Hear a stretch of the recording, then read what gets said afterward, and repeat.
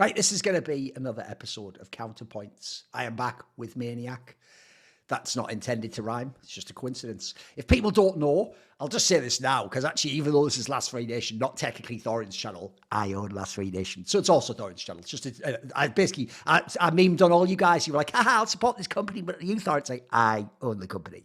So if you don't know, I've actually just launched a Substack and I'm doing all banger content on there. I'm going to do loads of it in articles. You'll just see. So if you thought I was already a loudmouth with all videos, just get ready till I'd write every morning too. And by the way, this is the level of gangster I'm on, guys. I am the sort of guy that can release part one of a Reflections interview with Alexi B, just won the major. The same day I release a column, why Navi winning that major was a fluke. That's just who I am. You have to understand. There's a level you got to get to do that, boys. Because I can tell you, if you know pro players, mate, like... So there's some look, Alexi B's pretty chill, but there's some pros that like would hate you forever if you said that. They just would, you know. I mean, I can tell you, there's a reason, Maniac. It took a few years before S2E16 warmed up to me, because guess what? He didn't really appreciate me telling him the Boston Major was a fluke and he shouldn't have left SK Gaming if it was real and all that. He wasn't a fan of that, believe it or not, Maniac. I know that'll probably blow your mind. You know, some people don't appreciate that sort of critique.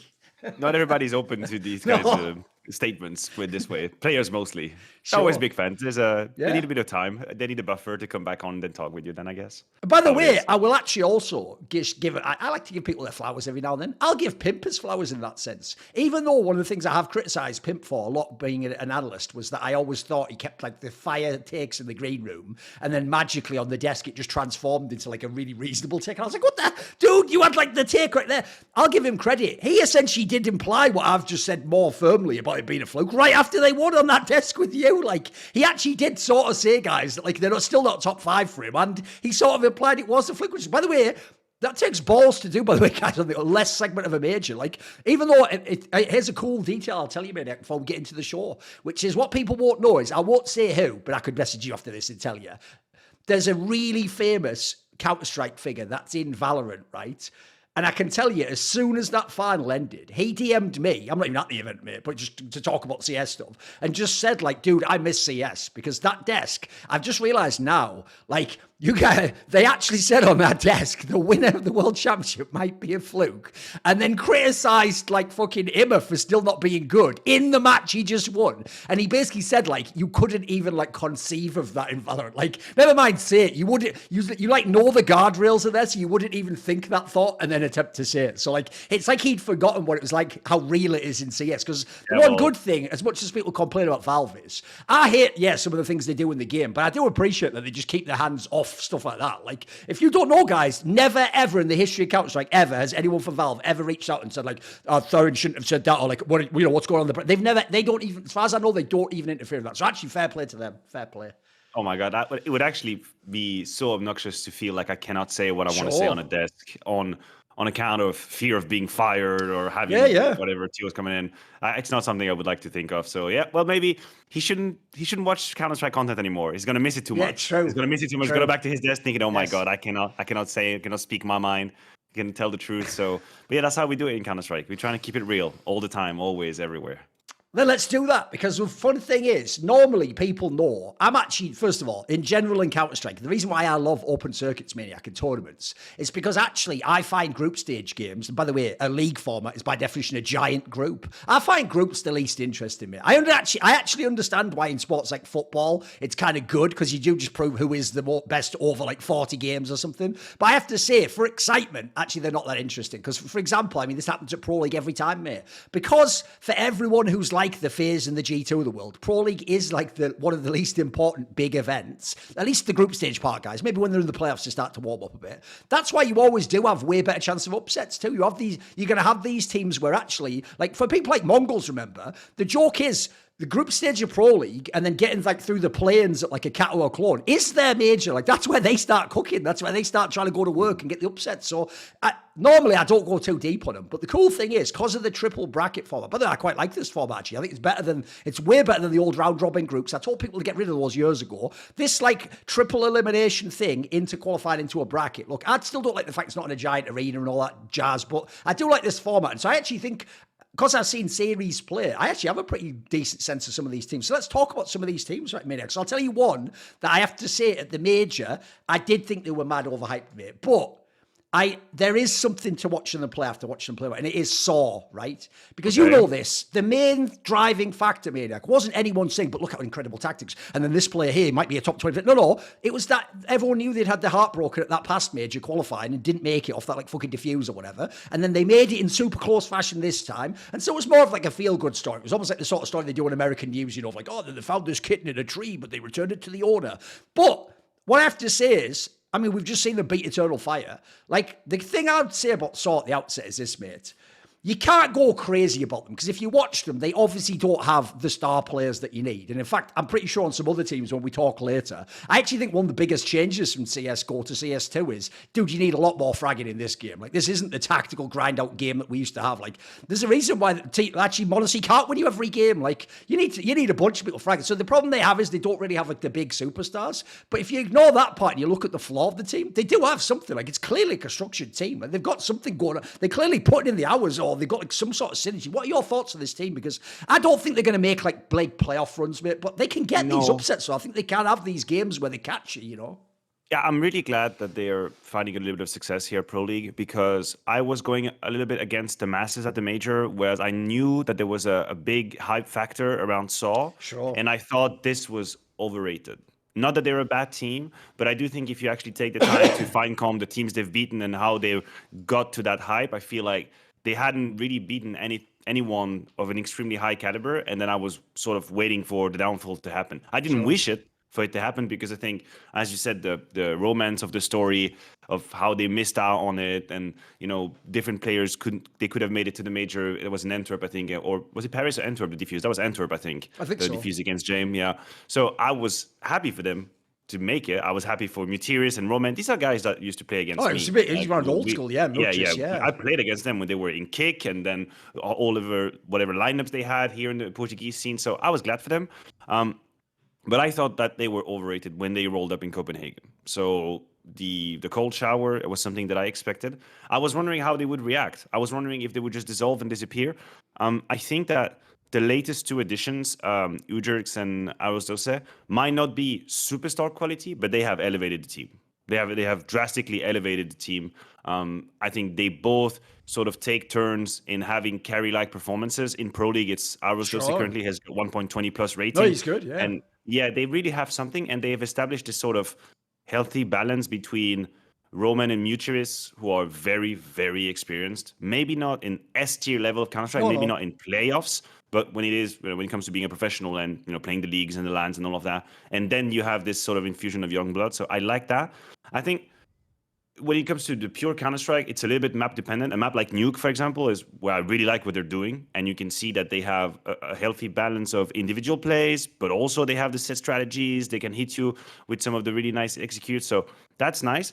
I don't think what they have done in Pro League so far is incredible. I losing to 3D Max, that's not the best. That's questionable already. It's questionable. The Imperial one, that's not bad. That's the Nuke one is very impressive. On Inferno, I couldn't catch the last map. I see they won in overtime, so it must have been something about holding your nerves. But then the Eternal Fire one is the one that really stands out. And I wasn't on the desk or casting or couch or whatever. That was the later shift.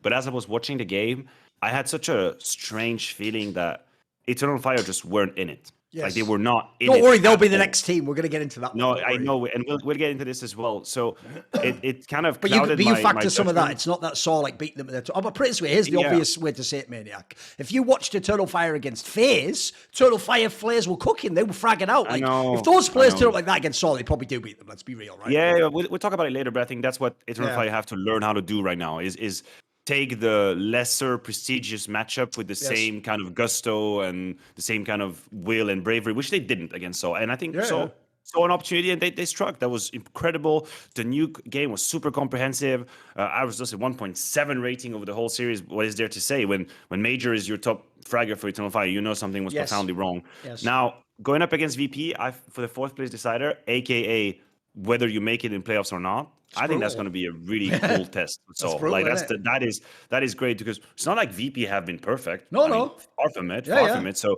I think this would be a super good litmus test to see where Saw is at right now, that they have sort of stabilized between, hey, we're riding the high of I think after the RMR, they had like 8 or 9 series won in a row. Obviously, not at S tier event, but they were going from wins to wins to wins to wins. Then they crashed at the major, heartbroken, and now they're kind of stabilizing, finding a couple of wins here and there. So it's a very good moment to see what they're made of. I will have VP personally winning that game. Of course, but sure. You know what? Please go ahead, surprise me. I wouldn't mind. So I think they're a team that's easy to like, and they're a team that's easy to cheer for. And I'll always say this, it's why I framed it that way, Maniac. Essentially, I can't hype them because the ceiling of the team can't be that crazy. Like, even the player they brought in, like you're talking about, he's not MongolZ. And spoiler, their actual AWPer isn't that good. And I always point this out, guys. Be scared anytime you see a team trying to play tier 1 that doesn't have an elite AWPer, because that player will get fucking murked by all the elite AWPers. If you watch Maniac, that fucking analytical lens that I brought in a few years back has applied. Because famously, I brought it in actually for people like... I think it was people like maybe early Torji and people like Lockie in Astralis, etc., and Farley, because it was just obvious these people would get destroyed at their role. And the reason why that does work is think of the teams that didn't have quite a good enough AWPer.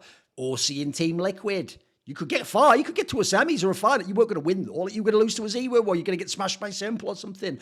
Then you go down the line, fucking... it's actually even the reason why I knew when Heroic became insane, because I always said, look, Cadian's not going to beat Simple straight up, so he's going to have to do something more than that. It can't just be the AWPer fragging. So, yeah, I think already there's a problem you're going to have, which is the 2 players you talked about, both riflers. So, look, you could do work with that in CS2, certainly, but the AWP has to contribute at some point. No, the reason why I framed it that way is the ceiling isn't that crazy, but the floor's pretty good. Like that, the key thing is, like you're saying, the reason why the floor being good is awesome is because then if an Eternal Fire or VP doesn't come to play and thinks, search a lesser team, we're going to walk through. No, that's not the way that works, mate. Like, I'll give you the example you'll like as somebody who appreciates tennis. Dude, this is like when someone goes to Roland Garros to play the French Open, and there's some like top-ranked player, but maybe they're not like a clay court specialist, right? And I'll tell you what, you know how many times those guys see the bracket and they see their seeding and they're like, yeah, I'm like 13th. Like, you know, those people like Gulbis who are like fucking mega fucking like servers and mega and what they think is they look at the bracket and they see a guy who's like, you know, he's like 98th in the world, and they're like, I'm getting past him easy. And it's like, no, what you had to look into, mate, which you didn't explore, is he's like a fucking clay court grinder. Like, all he does, like David Ferrer, he just pass the ball back all day long. He's not even going to hit an amazing winner. He's just going to pass the ball back all day long. And if you're not prepared for that, he'll win. Now, look, he won't then go win Roland Garros. He'll lose in the next round to the next guy. But we need those people, guys. That's why when G2 first started winning with Huxley and me and Richard were saying the scene's weak, that's why, because, dude, the top teams are weak and then the teams below were trash at the time. Actually, this major to me showed that we actually have like we have like a sub, like whatever you call it, tier 1.5 to tier 2 is actually pretty strong right now, right? Yeah, and I think it's very important to keep a circuit healthy, to have people who are ready to punish when top teams are just letting go of the gas pedal. Like, it has to be like that. And it also means that tournaments like Pro League or the IMs that are in the Cologne and the Katowice ones that are a bit more secondary, not the championship tournament, that these are moments where teams can strike. And just as a whole, if we take out the focus and zoom out, Pro League is exactly that. Like, Pro League, a Pro League that happens post-major is an incredible banana peel for any top team that's off the major, that might be a little bit tired, that doesn't exactly have a lot left in the tank. And of course, they're professional. They're going to show up here and they're going to try to get a notch in the Intel Grand Slam. They're going to try to get the win. I understand that. But in the actual detail, they're going to be far away from 100%. There are a few teams who, with a roster change, sort of manufacture a reason to be full speed. I think Astralis is a great example. Like, they're not tired at all. Astralis is not tired at all. They're here to destroy everyone, to make a statement rather. But some other teams who have had deep runs at the major and cannot find a way to create a narrative about how Pro League is important, they will fall victim to like teams who want it, teams who are going to take that opportunity. Teams like Saw, teams like 3D Max, teams like MongolZ. Like, these are all teams that are hungry as hell. And if you think you can give you 80% and still win, you're going to get smacked. And this is why I think obviously FaZe making all these finals has a very side and dramatic side to it, because it could actually be 8 trophies. And that would be mind-blowing, and it's not. But at the same time, the fact that they were always able to make it exclusively to the grand final every single event they go to, it is mind-bending for me. Like, their floor is so high. So FaZe can do it. Some other teams, maybe not. And they will pay the price when you have the little kids coming around the block and ready to frag everybody. Just the way Saw did it, the way MongolZ is doing it right now. That's why the tournament is exciting. That's how I make it exciting for me. That's how I come here and I get invested and I engage in the tournament, because I try and see it through the lenses of the smaller teams who have an opportunity here to strike and can make the big teams scramble a little bit. Let's do it then. Let's actually talk about Eternal Fire, because this is a team that we need to discuss. Like, they did just make the playoffs of the major, and before that playoff match, they were fragging out. Like, everyone was going crazy. Like, at the time, if people don't know, like, Xantares had, like, MVP level numbers in the tournament. Like, Quiquerez, like, a revelation. I mean, he actually wasn't doing that great at that tournament, but he obviously he's one of the reasons they become relevant again. I think this performance, not only I think actually they didn't give Na'Vi as good a game as they could have, this performance was underwhelming here at Pro League. Yeah. Like, look, I'll give them credit. They did almost get phased. They had that game on the table. That was there, but it's like you said earlier, mate. That almost stinks of, like, you don't actually really believe you're a top team. If you're a top team, you have to figure out how to play against lesser teams.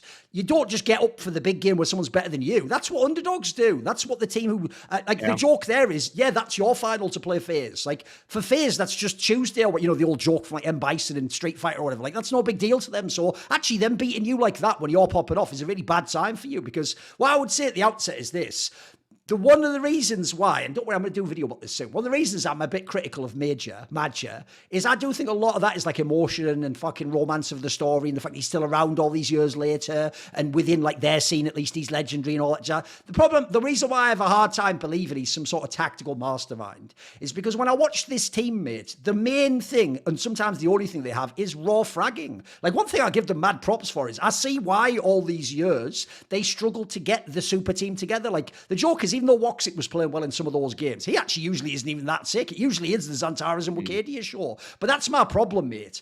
First of all, they are so carried by Xantares, it's bonkers. Like, this guy, for real, when they look good, Maniac, has to be like a 1.3 rating type player. Like, he actually has to be, like, in theory, the best rifler in the game, guys, which, look, he actually always had insane mechanics, so he can do that sometimes. But he also is a player where, I mean, he hasn't been in that many playoff scenarios himself. Like, he hasn't been known to drop off. He dropped off in that match against Na'Vi at the major. And then Wicadia, he's just really young. So, like, look, he clearly has talent, by the way. He's going to be a player for the future. Like, maybe he is going to be the next, like, Woxic or Xantares, but he's just too young. So my problem is, if your main thing you have is fragging, and right now, by the way, I think if you even watch them, this is a team where, like, if you go watch them play against Astralis, for example, they're just outclassed in that game. Like, Astralis has way better T-side, talk about that later, maybe. And then on CT side, when you're against Astralis, you're just going to get battered. Like, you're going to have a hard time there. So to me, you're relying too much on fragging, and then that also can't just win you the game, because I also think they have the type of fragging that's a bit cynical, mate. Like, it really is like, if Wicadia and Xantares get opening kills, you win the round.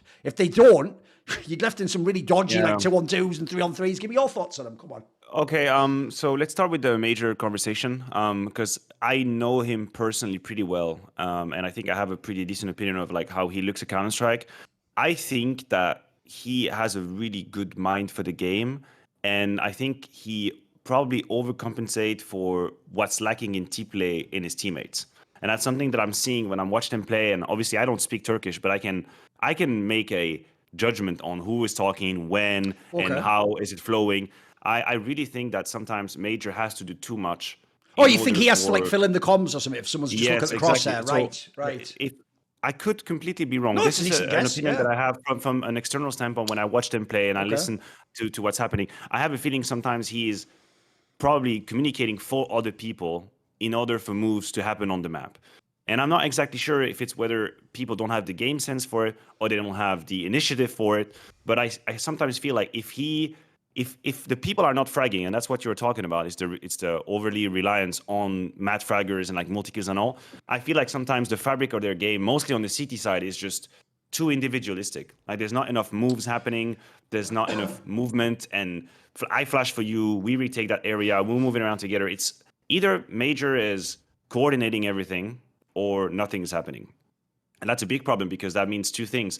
First one, that means that, again, if the frags don't happen, you're going to have moments where you're being caught off guard and, like, you're just not in the right position because you haven't reclaimed information. You haven't made the right sort of assumption about what's happening in the round. And the other problem is that he's going to have games where he disappears because it's just too much. It is unhealthy for one player, one captain to have to do the talk for everybody all the time. That's something that sometimes Apex has to deal with as well, by the way, in Vitality, like talking too much, trying to organize plays all around the map. Players have to have a healthy level of responsibility in that, and I don't think that's the case in Eternal Fire. I think Major does too much about it. So he needs his teammates to become more sort of self-reliable and have more initiative and be more spontaneous, more team play. I think that's going to be step one. Now, when it comes to individual performances, the harsh truth is only release Antares is constant. Yes. That's really what's happening. Like not that he cannot have a bad game, that can happen, but over time, he is the one metric that will never fail. He's the one that will always give you kill. He's always going to have a crazy output. I talked with... And the eye test just checks out on that guy like a motherfucker. You will just see him do 3 kills instantly. Mechanically, you know how good he is. There's no doubt about it. And also, I know from a fact that he's quite involved in like the game plans and like talking with Jer as well. So he's way more than apparently just like a robot who kills everybody. He really has an idea about the game. But I talked with Quiquerez in Copenhagen because I was trying to figure out the eye test for me is currently that this guy is only really comfortable when he gets to run and he gets to open and he gets to take space. I feel like this is when you get the best out of him. You see, I have so many clips in my mind where he's A ramp on Vertigo and just wide swinging side and finding kills, same in B stairs. And I was talking to him and I said, is it in my head or do you just struggle on the CT side currently? And he told me that, yeah, like I haven't found my groove on the CT side. And that's a real big problem because he's obviously like super mechanically gifted. Like you can see how quick, like his time to kill, his headshot percentage is really high. He's very impressive at that, but he doesn't have this solidity of a player who can play off angles and just do a -2 in a strong position. Sometimes he get caught and it just doesn't work. Like as if whenever he's standing still, his skill drops like 30%. Obviously, I know it's not as easy as that. I'm simplifying here, but like he hasn't really found a way to use his assets and his strength on the CT side. That is, for me, it's really limiting because he sometimes become like a liability. You play on Nuke, you play Eternal Fire on Nuke, you can just go inside. Like he's not comfortable. He doesn't feel great on that A side. It's very rare that I see him just clean up crew. So that, for me, that's one problem. And then that is something that I imagine could be either fixed or improved over time. Because as you said, he is green, he is young. I believe he's got a great career ahead of him. Yeah. So I'm not going to hit the panic button quite yet. But I feel like for Woxic, it's different. Woxic is inconsistent. Yep. He has extremely high highs, and we all have maps in mind. By the way, Dust2 is coming back in the pool, and we all know how a Woxic on Dust2 can look like. So the high highs are like engraved in our memory because there are moments where he just catches on fire and it's over. But there's also games where his impact is like almost non-existent. Yes.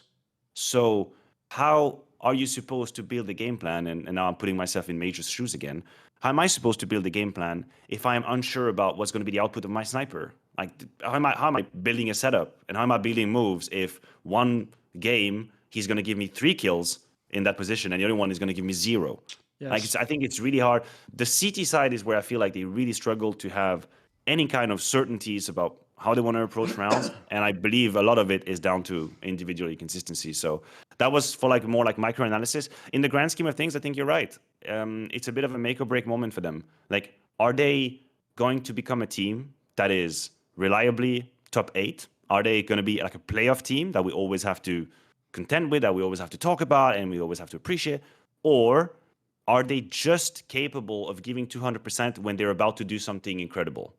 And when not, then they're going to become a middling team who is vulnerable to losing to lesser teams that they are not supposed to lose to, as in Saw, for example. I was hoping the playoffs at the major would be the moment that changes that. And apparently hasn't been the case yet.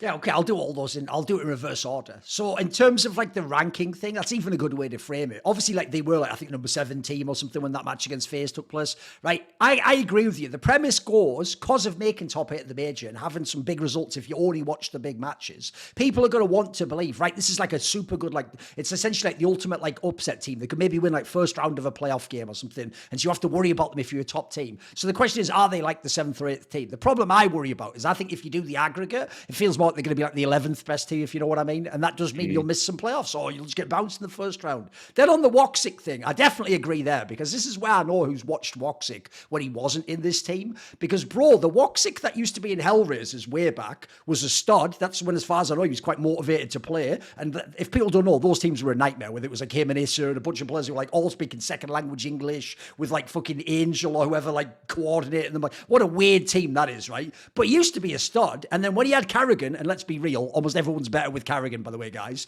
He was really fucking good that 2019. He's actually one of the players, sadly, where I do think the online era sort of like, it somewhat crippled his career because he's clearly a guy who never gave a fuck about an online game. The irony is this, guys. Xantares is the ultimate onliner. Woxic doesn't look like he even fucking engages his brain when it's online. He's like the sort of guy where like LAN is his cup of coffee in the morning. Like, don't talk to me till I've had my cup of coffee. It's that meme, right? But the problem now is this is too many years later. And so now when he's coming this team, well, remember, that was the hype all those years, Maniac. It's like, what if Woxic and Xantares and could all be in the same team? And by the way, we haven't even mentioned it, but shout out Calix for somehow actually being sort of like a supportive element, but then he can sometimes frag out because he does still have those skills. Even that's even the part of the team I find canny, I quite enjoy. But yeah, Woxic right now, the problem is he's not the player he was in Mouse like that, guys. Like, he just hasn't had anywhere close to that impact. He's not bad, but I'll tell you what, even some of his fragging's deceptive, because if you ever go and look, it's just all cleaned up all the lower teams, mate. Because again, he's the AWPer. Like, it's a really hard role to overperform in, guys. It's probably the most like binary role in the game. And then on the Madger one, I've got a little bit of a rant here. So I've got a few places I'm going to go, but you'll be able to follow me. You'll see where I'm going on this. So the problem I have goes like this, right? Already, I don't think they have like amazing tactical aspect. Now, to be fair, maybe their style isn't even that. Maybe people like what the Xantares and the Woxic. I'm pretty sure they do want some freedom to do their own thing. But one of the problems I also have with Madger is this. It's actually his individual game, mate, because this is where I know who only watched the Major. At the Major, that was like one of the craziest over performances he's had individually for ages. You might remember, he was like carrying the fucking Swiss system. He was going crazy. Yeah, and there's no way he's going to do that because he's mega old, guys, and he's the IGL, right? Not only was that like fool's gold, you're not going to get that again. But more importantly, there's actually one aspect to his game that I found very disappointing. And what's funny is I could just mega dunk on him. I will do that in my video, but I'll put a tiny bit of like balance to it here. Go like this, right? I'll preamble it by saying most IGLs sometimes have this issue because everyone who's an IGL on some level has to at least think they're smart or have a cerebral approach to the game and think about the bigger picture. One of the problems he actually has for real, Maniac, I've seen this a lot of times now, people can go back and check, is, mate, he is actually so fucking much of a liability in late round scenarios. It's mental. Like, if he's in a 1v1 or a 2v2, bro, the amount of times I've seen him actually, like, not even see the timer and, like, the clock runs out and you don't plant the bomb or you don't come in time to have a chance to defuse or you take, like, a weird move. And here's the reason why I said I'm going to shade in that, like, in theory, it might be because you're smart. Because, believe it or not, this actually reminds me of some IGLs where they would be bad in clutches because they overthought the clutch. Like, you know, one of the great things about a clutch is there's some people can win clutches. Like, I'll give an example because he's really good right now. Like, I make the joke that the reason I can say JL's really good in clutches is, my joke is, it's like his brain isn't turned on, so he just fucking shoots people. He's just like, yeah, oh, I'll go left and shoot. I got him. He's never overthinking it because my joke is not thinking big. You get the joke, right? But in a way, that is a good quality to have. Whereas the problem I think for someone like Madger, when I've seen this is, it's like you yourself when you're in the 1vx don't believe you're going to win it. And so you're already triple, quadruple thinking, oh, should I back off? Should I go in? But if I go in, then he just kill me easy when I come to go to the defuse. If I tap, then he's going to know. Right? The reason why that sucks, for real, I'll give you the example of my favourite IGL, Carrigan. It's because, bro, that's why I actually love watching Carrigan's game in the phase era when he came back. Because it's not that, like, look, everyone knows on the T side, he just gets fragged immediately. Like, his job is just space create. And that's why we all go crazy if he ever has T side kills and he's like getting some 2Ks or whatever. We're all like, holy shit, how are they going to beat FaZe now? But the thing I actually like about watching his game, not just the tactics, is Carrigan, since he came back to FaZe, really did learn the movie storyline I always wanted him to, which is, mate, you've already lost 1 billion of these games and 1 billion close games and choked. At this point, you may as well just make the big balls play. And if you lose, you're going to lose anyway. But if you win, you give yourself a chance, because there's a concept from poker people might not understand, which is the reason why in poker, the traditional meta back in the day, believe it or not, was you did the opposite. You played incredibly defensive. You just waited till you had the good hands, and then you tried to guess what are the likelihood this guy has like a hand comparable to mine. You sort of did a maths calculation in your brain, and then you're like, right, I raise or I fold based on that, right? And you sort of played like a computer. But what happened was the meta became the opposite. The meta became to be hyper aggressive, because people realized when you're aggressive, even if you don't have the better hand, it increases the chances the other guy folds. And basically just aggression adds like an extra percentage chance to win the round. And I feel like in clutches, that's a real thing. Like if you play way too safe in a clutch, I mean, the joke is, just watch that fucking Sun Pius where he lost that last round against fucking G G2. He didn't even have a chance because he tried to check every fucking corner because he's had a rifle, not an AWP, and he never made the ballsy play or like gambled that he was somewhere. And in doing so, he actually lost the round without a chance to win it. Unless he was literally correct on like the first 7 places the guy was, he never had. Imagine just doing a bit of that for my money, because that's what I think changed in someone like a Carrigan. It's like they started playing aggressive like that, and you can still lose the round, but that's how you give yourself a chance. And in fact, I even think the reason I give the Carrigan example as a good one is because he also is not a very skilled player right now. So another thing is, if you're not that skilled, well, here's the great thing about clutches: they do somewhat even out the skill. There aren't that many players do their insane headshot on the clutch. Everyone gets a little bit nervous. So if everyone's a bit nervous and you just make a decisive play and gamble early on, if you're the IGL, you give yourself a chance to win it. So I feel like in that sense, he also, because I'll share this social aspect in as well. You probably saw that when they lost earlier in the tournament, he did himself like a massive tweet in Turkish. I had no fucking paragraphs, but a lot of pros are like that. He did like a massive apology to his fans, because what I'm guessing, Maniac, is he probably has the same problem the Brazilians told me they had back in the day, where when I told them, like, sorry, I hated on you, but, you know, like all your fans were attacking me, and they were like, bro, they attack us when we lose. Like, I think that thing's happening to him. I think the Turkish fans do expect them to be like the 5th best team in the world. And so if they lose, they have to, I think essentially, I think the pressure's getting to him a little bit. So I think, they have to resolve that aspect as well. Because in that scenario, you're supposed to be the most experienced player. Like, do like the Carrigan move. Just give yourself a chance. I feel like sometimes people think themselves out of Counter-Strike games, you know? Yeah, I know what you mean. And knowing him, he might definitely be a victim of overthinking. And like, I used to be like that as well sometimes when I would play, where I would be so aware of how there are many different ways I'm going to lose this round that it would, at the end, you would just constrain yourself, because you realize, you think about all of the, you know, the different X and Y's of the clutch situation. You're thinking, oh my God, the time is against me and there was a guy behind me and stuff. That there's no way. You cannot always just deduct what you are supposed to do in a clutch. Sometimes you have to hedge your bet and decide that there's one scenario in which I win, and in that scenario, that guy is to the left, not to the right. And if he's to the right, I lose. Yes. So be it. Let's go. And I white swing the left angle. He's definitely a victim of that. Also, if you make the example of Carrigan, and I was talking about having autonomous teammates who can make their own decisions, he's also very well served in FaZe. I think he now probably has a bit more luxury to sometimes just plug it into his own game sense and just say, okay, I'm going to make this move now because I don't have to hold the hands of the kids behind me. Like, if I'm crossing this smoke right now because that's the play I feel like is happening, my team is going to be fine. They know what to do. So yeah, definitely. I think you're onto something with the clutching and the overthinking for Major.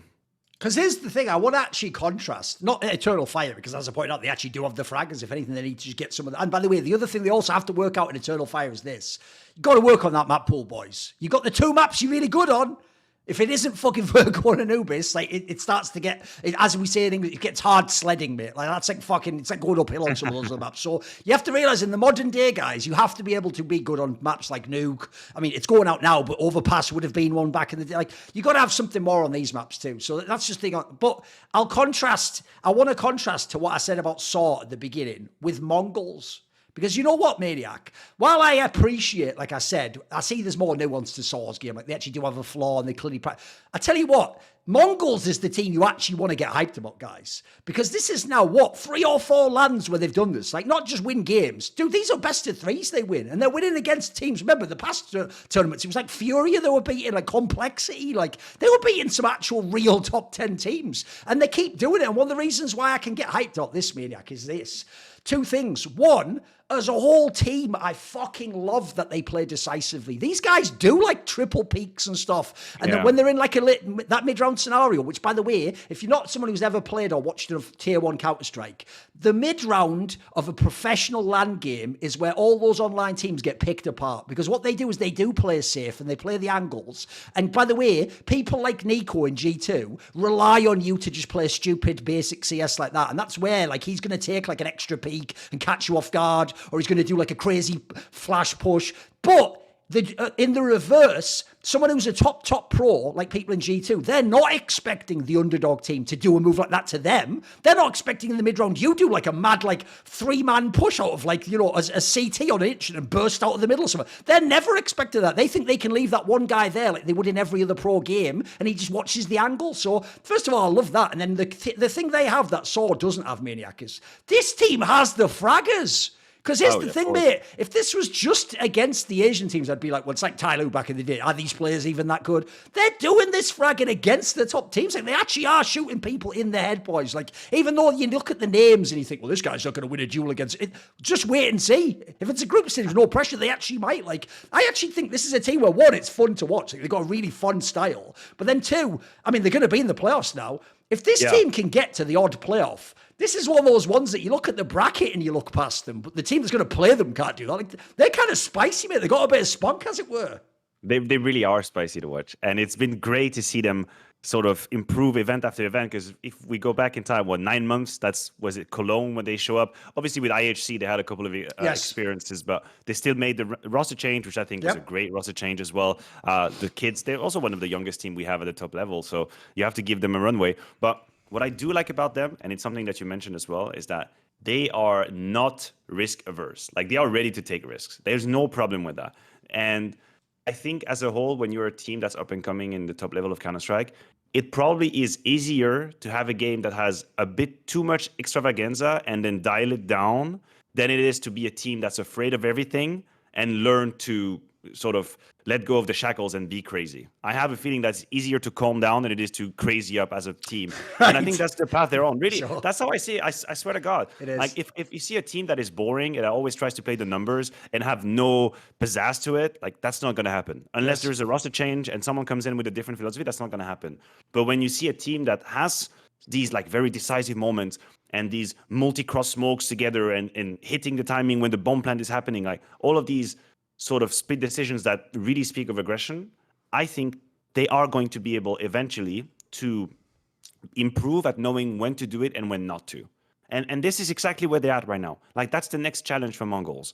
There's two things they need to improve for me in terms of pushing the seeding that they have, which I honestly think is already pretty high. I'm a big fan of MongolZ in overall. But there's two things. One is becoming a little bit better at identifying, okay, when do we have to go crazy in this round, or when do we have the advantage and now it's time to play the numbers. Like, it's time to play the universal, we're 5v3, we're 4v2, and if we take position XYZ, we're going to be fine. We play the off angles off of each other and then we close around. They have to be a little better at doing this. And the other thing is, the downside, the only downside of playing the more in-your-face Counter-Strike is that not everyone is equipped to deal with losing the stupid rounds because of that. And that's a part of it. That's like a tax that you pay. Yes. It's like VAT. If you actually have this crazy play style of Counter-Strike, there are going to be rounds in a series in a best of 3 that you lose that you shouldn't have. Power play situations, favorable clutches. Yes. And then, sure, you attempt the big play, and then you get a multi-kill because you're also offering your opponent the ability to multi-kill you. And then sometimes I've seen them sort of dig a hole once they've lost these rounds. And I think as a team, if this is the Counter-Strike you want to play, then you need to have very open conversations about, guys, it is going to happen. Like, we know how we want to play. We have to fully embrace it. And that also means once we have lost that stupid round that I feel like is inevitable, we are back at 100% after the freeze time of the next round. Yes. So if they can emotionally deal with the cost of playing extravagant Counter-Strike at times, and if they can get just a little bit better at decision-making and knowing when to calm down, the rest, I feel like the pieces are here. Like, the players are shooting really hard. Senzu's wonderful to watch play. Techno and Binz have always been good, as far as I'm concerned. Mzinho, but barely 17, has already made, like, incredible plays at the major. So you have so many different reasons to be excited for MongolZ. And for now, I see no reason to think that they have hit, like, a hard stop. I think they can get better. It all depends on how they sort of debrief the events they go to and what kind of conclusions they draw from the losses. But yeah, I mean, I'm on the hype train. I think it's not like a high speed train, but it's like a locomotive. Like, it's, I'm on the slow hype train for MongolZ. I'm with you on that as well. It is true. If you embrace that kind of style, you can't then, as a fan, watch them and love it when they do like a crazy play on CT side of a map that's normally CT side. Like, you stay in the fucking base. You can't watch them do that and win a round against a big team, but then watch them like lose a fucking against pistols or a force or something, or a numbers advantage, and go, hey guys, just play safe and use that. That's not what you're doing. You're committing to this style, guys, where you're gambling sometimes. In fact, the premise there is the reason you literally will lose against pistols sometimes when you've just won the gun round round, it's because you don't yet know they have the pistols. Like, you do a push as if they had guns again, and then, oh, fuck, if I'd have known there were 3-250s, I wouldn't have peeked that corner, would I? But that's that, yeah, you say that's, I agree. That's just like, there's like, that's whatever, 15% chance that happens on that round.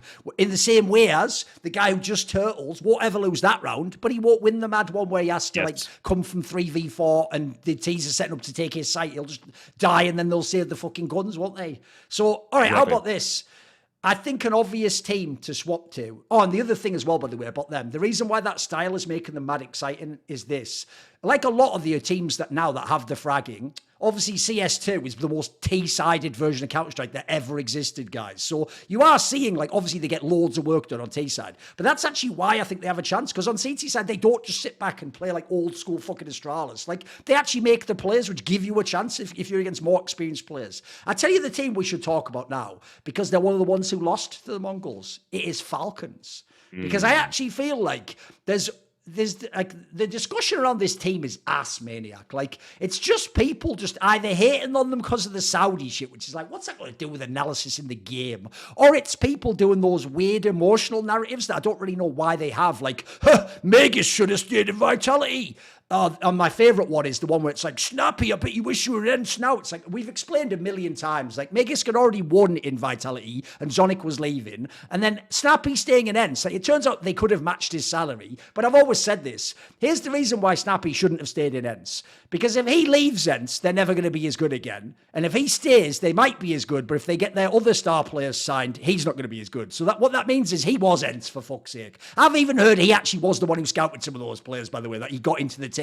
I've even heard he's so cool when he left. He sort of told them, here's my next shortlist of people you could replace the players with. And he actually told them some of the including, by the way, I think he said get Glaive instead of me. So or put all that emotional shit aside. Let's just watch them as a team. We've watched them play a bunch now, right? Obviously, the first thing you have to say at the outset is, this is the first LAN with Dupree, guys. Like, I know people are doing that thing where they're like, but they're supposed to be a super team. Like, that narrative died the day Nico didn't sign on the dotted line. Like, they're not a super team. That's a ridiculous statement to have. What they are is the Ents core with, in theory, a slightly better player instead of Niha, but a worse player instead of Nerds. Because here's the thing, we're going to get into that part, the Dupree part, obviously. Like, I don't expect them to be a super team. I don't think people are being criminal where when they had Boros, they just delete that top four at Cat. That just never happened, Maniac. Because they failed the RMR, we're supposed to pretend they never made top four at like one of the biggest events this year. By the way, with a worse player, in my opinion, in like the star position. So to me, I actually find Falcons an interesting team because they've got a million problems and you saw them all at Pro League. But there is something there. Like, put it this way, as much as people are calling them this terrible teammate, they're not. They're usually in all these games. Like, they could have beaten G2, but they definitely could have beaten MongolZ. Like, they actually are a team that has something to them, but obviously they are missing pieces, or maybe the roster construction is a bit dodgy. Where are you at on this squad? I heard you were quite critical when you did the G2 cast, so where are you at on Falcons overall? Well, the G2 game, honestly, aside from map 1, was really empty from Falcons. I mean, it's a 13-3 and a 13-5 losses back-to-back, so it's not like they gave us a whole lot to be excited about. And I hadn't seen the Bedboom game, which I think on paper is also very problematic, to lose 2-0 to Bedboom and never make it to double digit on any map. I think it's kind of a harder one to sort of justify if you're Falcons. So the problem that I have with Falcons is that because of this end score, like the whole super team narrative, I never really, like, I understood from the get-go when the roster didn't come together as they wanted to. I knew that this was outdated and that would never be coherent or relevant anymore. So that, for me, I don't care. I've never looked at them as a super team, and that doesn't, it isn't part of my narrative when it comes to Falcon. But the way I look at it is that because of this end score, I had expected a floor to be higher from the get-go. When you have your AWP, when you have your leader, and when you have your support in the name of Madden and entry fragger, the Shadow B role, you, in theory, already have enough to protect you from the woes of creating a whole team from scratch. This, in my eyes, This is not Liquid. We're not looking at Liquid here. We're not looking at 4 or 5 different philosophies coming in together and then having to come up with a mixed bag of Counter-Strike. That's not how I look at it. Now, in interviews and all, they have made it quite clear that they wanted to find their own CS and they are not going to just do ends and all. That's fair. I personally think that what Snappy had done in ends deserved to be reproduced to an extent. Like, I would have probably based a lot of the the game plan of Falcons from ends, because I think he did great. It was an international team. He was thriving in it. I understand the concept of trying to not just sort of copy paste the play style of Counter-Strike, and you have to integrate some other ideas. I do get that, but unfortunately I think on short term that's cost them, and I think the floor is much lower than I expected.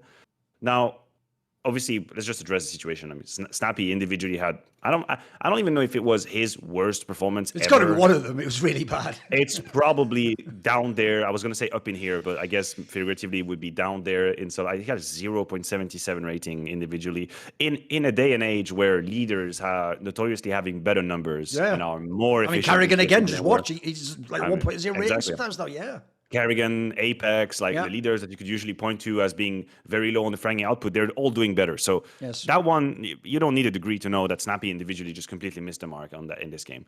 But that, to me, I use this as a sort of a vector to think about where the team is at. Because I always feel like when a leader is having a really hard time, not obviously part of it is on his own shoulder, and there is such a thing as an individual responsibility and an autonomy and an agency as an individual to be better, and that's granted. But I always feel like systematically it means something else is happening, that a leader is just completely lost, whether it's because he's not intuitively in line with the Counter-Strike that they want to play, or if the communications aren't flowing the way he wants to. There has to be something that currently isn't going really well in the Falcons camp. I also think, well, obviously, every team that's losing isn't really smiling on the camera. But in their case, sometimes it is very, very quiet and somber in these losses, which I don't really know what that means. I'm not going to read too much into it, but it's not a feeling that is reassuring when I see them lose. The only thing I would like to point to, and it's more like an open question that I actually don't really have an opinion about it, but now that you have dupreeh, Magisk, and Zonic, I throw you back to the creation of Vitality and how complicated it had been first. I was going to link to this. Yeah, go for it. Yeah, that's the way I'm looking at it too. When Vitality brought in this trio from Astralis, it took them a really long time to figure out the Counter-Strike they wanted to play.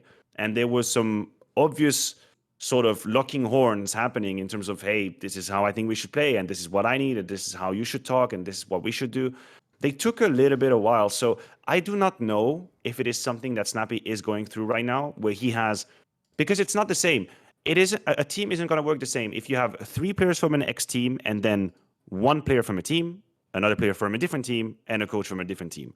Now you actually have, figuratively, you sort of have a block, like you have a core of people who are together who, I guess, have updated their way of looking at Counter-Strike, but still share some characteristic on how they want to play the game.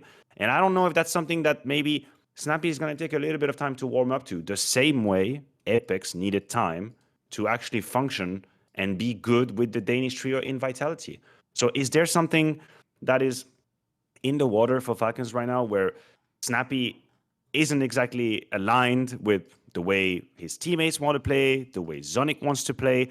I wager this is something that takes a little bit of time, and I do wonder if that has a bigger impact. But again, these are purely hypotheses. I haven't talked with them. I don't have behind-the-scene access. Of course. But this, if you just ask me, what do you think is happening here? I would say that's probably a lead that could be investigated.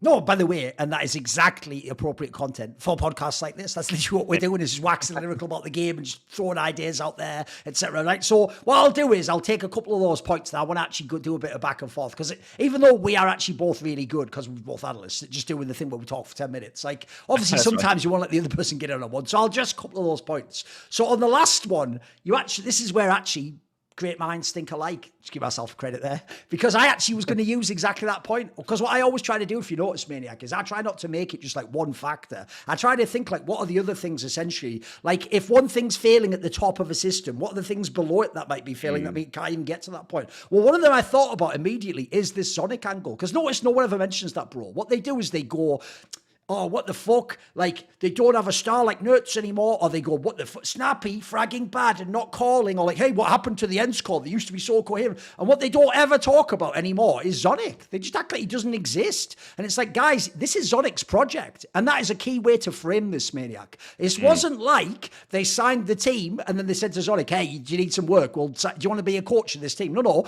He is the one who, in theory, picked these players and scouted these players and decided he wanted to sign these players and him and Magus wanted to reunite. He even, I'm going to guess, is the one who brought back Dupree and got him back in the line. So by the way, these are massive gambles. Like that last one's a massive gamble, obviously. No one knew how that would work out. So if you consider that, I think you have to not think about this as like, it's just like Taz joining G2 and he's learning their way. It's more like Blade in Na'Vi, because what does Blade always say, but he's been proven right, and I'll just say I think Zonic has, and we might be about to see it a third time, which is Blade will always tell you with a new lineup, oh, my teams don't win the first event with a lineup. I mean, dude, in that interview after he won the major, he even said his goal still for the major was just top 4. He was still like trying to progressively get better tournament on tournament. And when normal coaches say the same thing, Maniac, they are full of shit. When they're like, hey, give me 6 months. It's like, bro, if you just have a normal team and you're just a normal coach, what you mean there is don't judge me, please. I'm not going to do well. When Blade says it, I've seen him do it, guys. I have seen him take players and just build them into his system, and they just get better and better and better. And over time, they eventually become a championship team.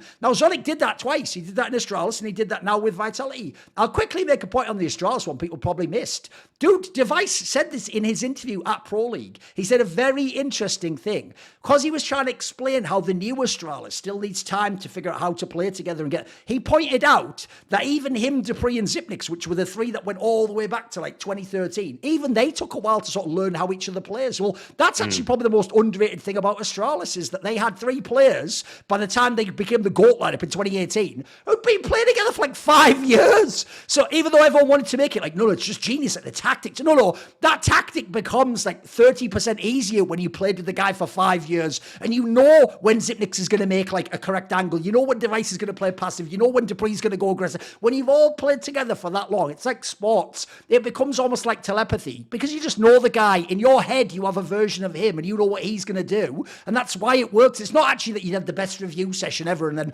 Zonic was like moving pieces around like a football thing that you're going to push up the wing. Like, yeah, he was doing that like as well, but all the other coaches do that as well, guys. What happens is you have an OP advantage. You have the synergy, the chemistry, right? So one, that is the factor people don't think about, because those 3, like you said, they took a while in Vitality to get cooking, guys. And it wasn't even just pieces. When they brought the pieces in there, they had to integrate Spinks. They had to figure out what Dupree's role was. And Magus, by the way, clearly took time to start cooking. And yeah, the whole thing took a while to get going. So first of all, I'm going to give Zonic time in that sense. Like, I don't think he's the guy where you just give him a lineup and they're just going to win the first lineup. I don't think that's plausible. I also think, like Blade, by the way, I don't know that they're a perfectionist, but they have that thing where they do want to implement high-level CS immediately, and that takes fucking time, mate. Like, I think what you saw with Astralis was, it also took them time to wind up to that level, and it's why when they changed pieces, they were never even close to the same team. It didn't matter. Remember, some of those pieces were fucking good that came in. Like, it didn't matter. You wouldn't be as good.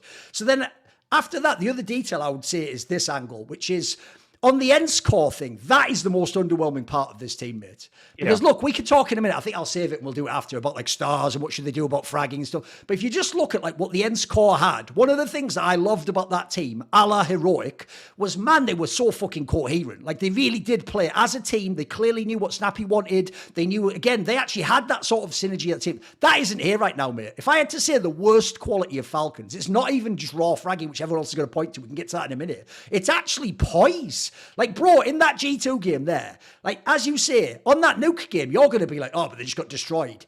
Mate, how many times, you remember the game, how many times in the early round would they get like a kill and be up on numbers? Or they'd get like, remember that one where Snappy right at the end of the game did that mad MP9 push on the stairs? He got that insane kill, and if he then just played like differently, that's like a mega winnable round. But they fucked it up and managed to let the bomb get down, so it was a 2v2 with bad weapons. Like, that's the sort of thing that old Ensign Heroic never would do. That's when they would win the round, mate. That's when like team play could win you a game against better guns and better fraggers. So right now, they are ass in the late round, mate. This team, you can just bet on this team to lose clutches, mate. They do it all day long. And the problem with that is, just to bounce back on your point as well. No, go for it. That's my point. They have to have, you know, you were talking about the Astralis core, and I mean the 3 players, the Device and Dupree, who've played for many, many years. They know each other so well. I mean, I think Madden Senpais and Snappy should get close to that sort of state already now. Yeah. They've had played together for a long time. They know each other for it's like a year and a half or something, mate. Yeah. Exactly. So I can imagine that. So the way I look at Counter-Strike is that when you go down to the late round, the 2v2 clutches with high intensity, I think this is where you're going to be exposed if you're not used to play with someone. Because, right, it's a moment where not everybody can just voice consciously what they're doing. There's a little bit of, no, actually not a little bit. There's a whole lot of focus that's going straight on your crosshair. There's micro decisions to be made. There's code names to be used so that you don't spam the comms. So if you tell me Snappy and Dupree don't know how to approach this 2v2 that's panicky, I would say, okay, Yeah, that's fair. Yeah, that's going to take time. It's probably going to take them 20 clutches to play in a 2v2, so they start understanding how each other is feeling. What are the code words? What's the intonation when they're stressed? What is it? It's going to take them time, and that's fine. But a 2v2 with Snappy and Sampaias should literally be just a normal day in the Ents office. Yes. That's the way I see it. There's no reason to think that they would approach this clutch differently. They've played it already 50 times. So that in itself is something that I worry a little bit about. The fact that there is lack of coherence in some situations where a trio already know each other. They know each other. They know how that works. So that's a little bit of an issue. And I wanted to bounce back as well on the Zonic point very quickly. The way I see it, a coach's impact is never going to be short-term. Never. The only aspect where a coach can from day one actually do something is if they have tremendous human skills and they can, on the day of an event, maybe talk someone out of a frustrated stage or maybe put someone in the right mindset in terms of confidence. On an individual level, I think you might be able to have a quick, short-term impact, but it's always going to take time. It is always going to take time if you want to install a system, if you want to improve and optimize training protocols, if you want to define goal for a team and have a roadmap of where you want to go. None of these things are done in a matter of weeks. The same way, I would not put failures on a coach's doorstep when they do, but I wouldn't give them credit if they won after an event either. It's a two-way street. You're not going to get my credit if you win an event after 3 weeks, but I'm not going to blame it on you if you don't. So yes, of course, it's take time. And I also think the coach leader is one of the most important symbiosis there is in Counter-Strike. And Snappy had that with Saw. There's no doubt about it. He was an Ents. He had Saw in his back. They knew each other. They perfected the system. They understood each other. Zonic is not a coach like Blade that's going to come in with just an open mind thinking, okay, so what do we do? No, he's got an idea. Yes. He's got an idea on how to win in Counter-Strike. He's done it a fair few times. So I do believe that the Snappy Zonic pair might take time to synchronize. Yes. And that's okay. That's all right. The question is, are they going to be able to withstand the losses that are going to be on the way to that path? That's, to me, that's the one question. Yes. And also, I'll just throw this out there. I think that the thing people miss is that that's also the difference between being a championship coach who has won and has had an era or a time where your team was dominant, is you have figured out your flavor and your recipe for Counter-Strike. So the difference is, I'll use a football manager example. There are managers that just are professional, essentially they just know their job as manager and they're going to go team to team to team, depending on the results. And what they do is they have to do short-term results because they get fired after a season. What they do is it's right, this is the personnel I have. Here's a game plan that works for them. Let's just try and win matches today, basically. Let's win the match on Saturday. The difference is if you're one of the legendary coaches and you're going to get many chances and you want to build another all-time great team, you're going to do the opposite. You're going to actually be sort of a teacher. You're going to say, hey guys, you're going to learn my system. Maybe I have a defensive system. Maybe, I don't know, maybe I play super aggressive like Johan Cruyff did back. Whatever happens, I'm going to do the opposite. I'm going to go through play. I might even have to fire some of you who are good. I'm going to get the people who fit my system, which, by the way, I think that's what Blade's done. But I also think people just miss that it's what Zonic did because his team was just too successful. So they never saw the build-up. They just think he just walked in and everyone knew what they were doing and they just won the game. So what I would flip to now is, let's do the obvious thing though, which is they do have an issue, which is, it's quite obvious to me, which is if you want them to be a team, guys, that can go to semis and win events, where the fuck is their top 15 player in the world? They don't have one. I know Sampaias used to be, but first of all, he isn't that guy at the moment. And the AWP also, unless you're MongolZ, just isn't like that right now. And then the other problem I have is this.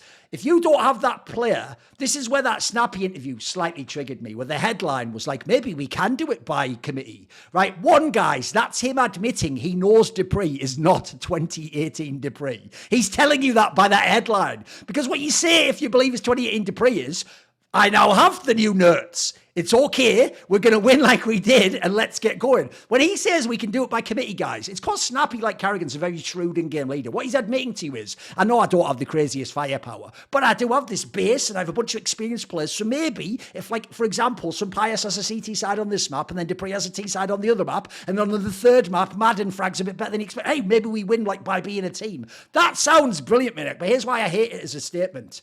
It's CS2. That's CSGO you're talking about. You're right. In CSGO, I saw heroic and ends do it by committee sometimes. I did see there were times they could win without having the better players. In CS2, unfortunately, this is like the worst time ever to trade out like a floor raiser like Magisk for your ceiling raiser like Nerds. Like, Nerds is the guy where if he was in the team right now, he would frag all their heads off. And suddenly half the rounds we're talking about, you have no points. You just win anyway. You know what I mean? You just win the round at that point. Because here's the thing. I'm not going to hate on Dupree. I do think the discussion here is nuanced, which is because everyone expected him to not be good because of how it was like, it's not even that he was bad at the end of Vitality, guys. It's just that he was like okay in sort of like, he clearly had to give up a lot of his game. So he wasn't all Dupree.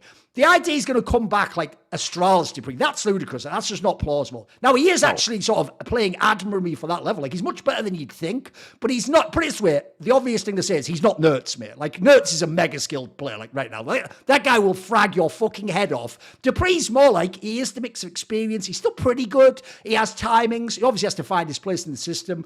But one of my issues is, if you have all these other problems, bro, this is where actually fragging could help you out, mate. It could just get you through some games, and they clearly do lack the star player for me. Yeah, I mean, let's start with this statement. How crazy is that Dupree was the highest rated player at Pro League for Falcons? That's crazy. Actually, the highest rated player.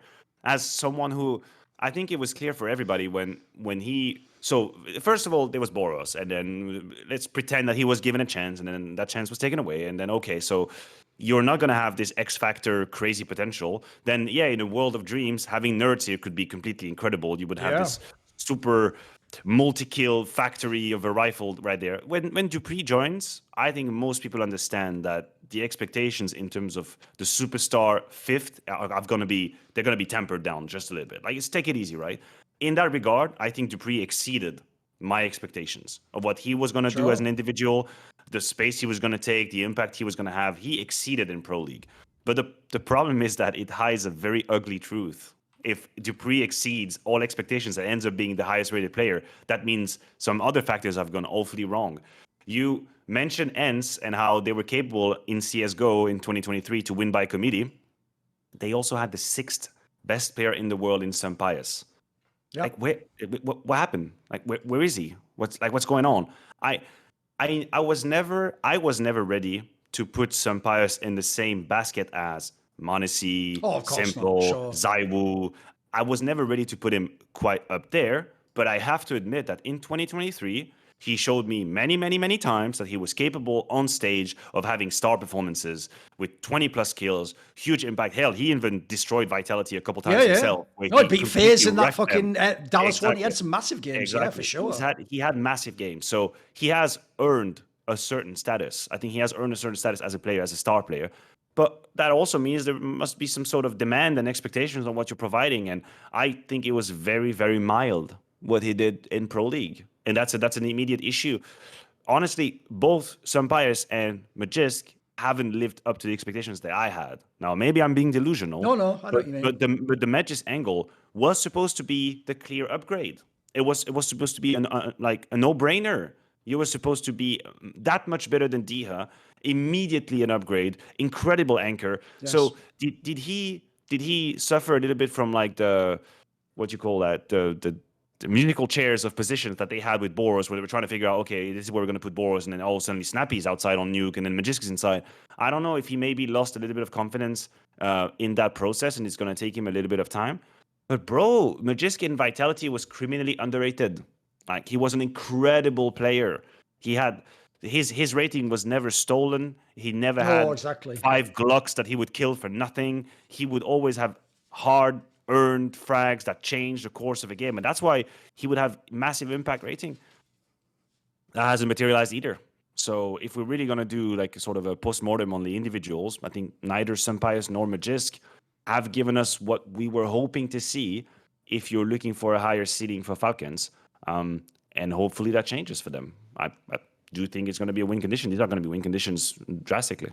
Right, two things on that. One, this is obviously another example of where we always have to put the framing of like, we are judging CSGO against CS2, and CS2 has certain tendencies that seem a bit different. So, for example, I do think it's fair when people keep saying like, everyone is talking like it's CSGO Nico, for example, where it's actually CS2 Nico hasn't really been as effective a player. I mean, I will say, I thought that Twitter thread from Peter the other day analysing G2 was quite interesting, where he actually saw that, like, the way they use Nexa as a lurker, he thinks makes it harder for the entries like Nico.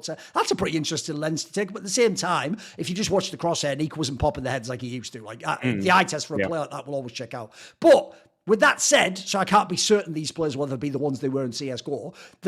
As weird as this sounds, this is where I take the opposite to what I think the casual fan does. Because the casual fan really does react to each individual game, and they either make the stock go crazy high or crazy low, depending on whether you win or lose the game. I do think the mistake they're making, like with the Zonic one, is thinking that you can just dismiss all these players, though, and that you should, like, get rid of them. They're not the right player. Because those two players, like, it's not like Sampaio only did it for, like, 3 months. He had, like, a really solid, like, he had the end of Movistar into, like, after the first, like, 3-4 months in Ents, and he really got cooking for most of 2023. Like you said, he had, like, enough time where I feel like give Zonic and Snappy time to adjust with him, give him time to work, get the rest of the team stabilised. That can start to improve. And crucially, Magisk is the one I have massive faith in to come back. Like, I'm with you, by the way. The real problem is this. He's the player that used to actually make me mild when people tried to use the 2019 Ziwu narrative in 2023. They'd go, he's just 1v9ing, and it's like, motherfucker, have you seen the people? First of all, look, I'll give you that Spinks could be up and down. By the way, it could still be like the best rifle in the game in a match, like, you know. But Magisk was the one you were all sleeping on if you're a fan. And I get it, by the way. Here's the reason why you were sleeping. Because what was amazing about Magisk, just go watch when they win Blast Paris, is it's not that he does like a 4K and it's in a frag movie. He would just have T-sides where he like always got the kill on the rotator guy, or got like a fucking 2K that's like one of those quiet 2Ks that goes on the scoreboard, but you don't notice. It doesn't open the round, it doesn't close the round, but it wins you the round, mate. That's the one where, you know, the other guy gets a 1K there where you got a 2K, and suddenly, like, the round's just easier for everyone. Now it is easier for Ziwu to come in and win the clutch. Now it is easier for Spinks to just bash their heads off and win a game. So, first of all, he was criminally underrated in Vitality. Like, if you don't know, here's a cool detail people might not know. That guy, Nero, who does probably the best stuff on HLTV, because he doesn't just do stats, he sort of tries to then model them into things like, how do we evaluate which players are playing which positions well, or what types of players are there?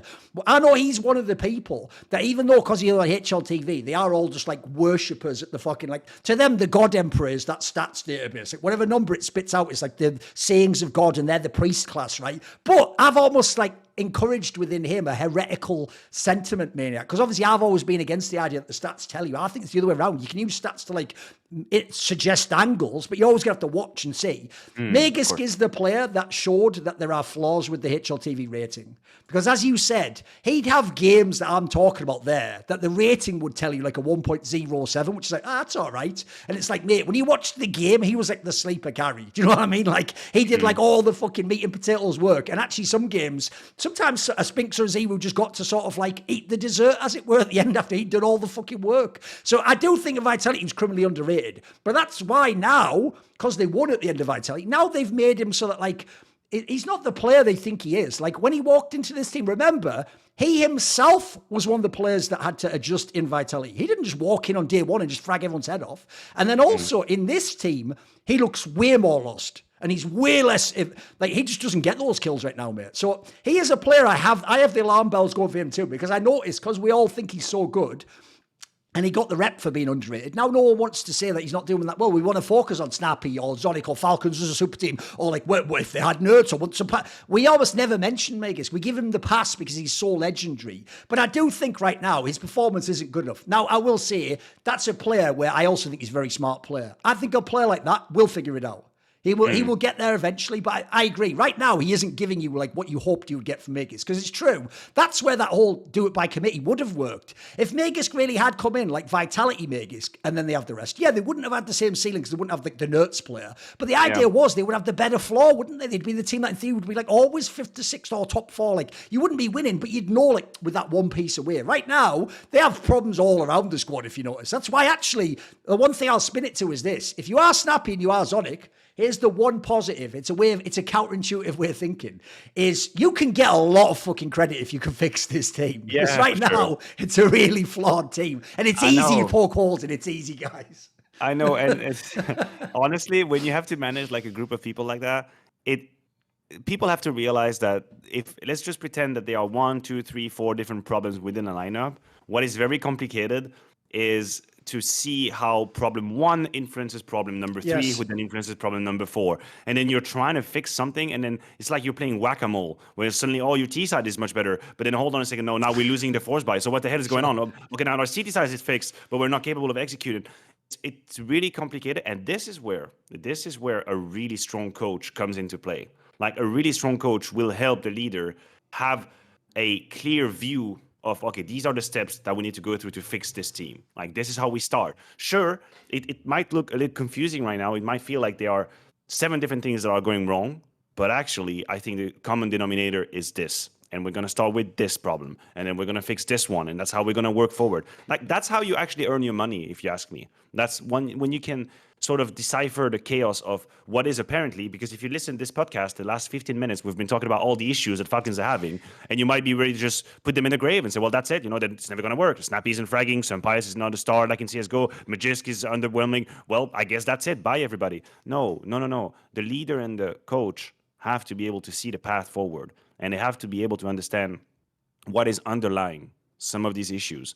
And then sometimes you can create a virtual cycle the same way you can create a vicious cycle. Like, you can fix one issue, and then suddenly you have one player that's feeling a bit more comfortable. He brings more stability to a setup, and then suddenly other people can do what they have to do.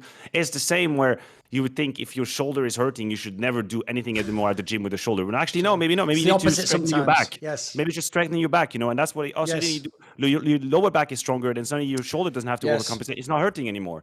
Yes. I have a very systematical way of Counter-Strike. I see it like that. One player sucking isn't always just one player sucks and he has to leave. There might be other issues at hand, and if you tackle them, you can fix them. And yeah, I think they've earned our trust for at least a little longer, some of the profiles that we mentioned.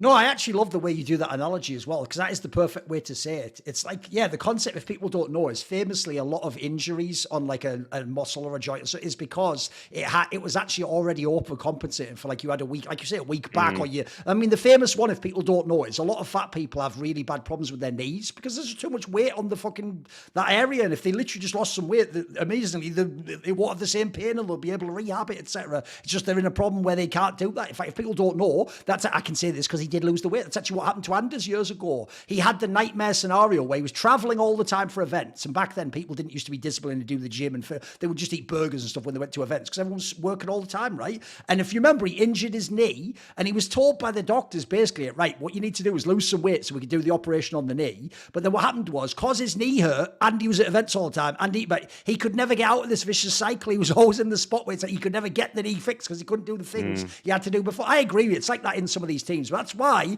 unlike other teams, I'm not being ruthless like you and saying, let's cut them all, because this is where, guys, can everyone please pick a lane? Because, normally people hate when I say stuff like, I'd just remove Huxley at this point in time and go to a new. They're like, no, give him time. It's like, guys, if you're going to be the people who believe give teams time, you're telling us to cut the whole fucking Falcons team pretty much. Like, you want everyone fired. Like, instead what we're telling you is, like, look, they're a way away now, but unlike a lot of squads that are, like, inexperienced or you've never seen them do it, it's plausible to believe these things can be fixed. And I'll use your analogy. You don't even need to fix them all, Maniac. If you just fix like one or two, especially the most important ones, the other ones might fix themselves. Like, you know what? Yeah. Maybe there's a world where, I'd have to watch his POV to know this. Maybe there's a world where the reason why Sampaius isn't as dynamic anymore is this is a classic thing Orpers often have. Maybe he just doesn't feel like he has comfort with whoever's watching his back, or who's watching another angle, or who's throwing a flash for him. These are things that are no minor thing. It's not like just because you're the Orper, you're in a DM all the time. Like, sometimes people need comfort. Like, I mean, back in the day, I'll give you an old school example because it won't hurt anyone's feelings there, and like some pro players now.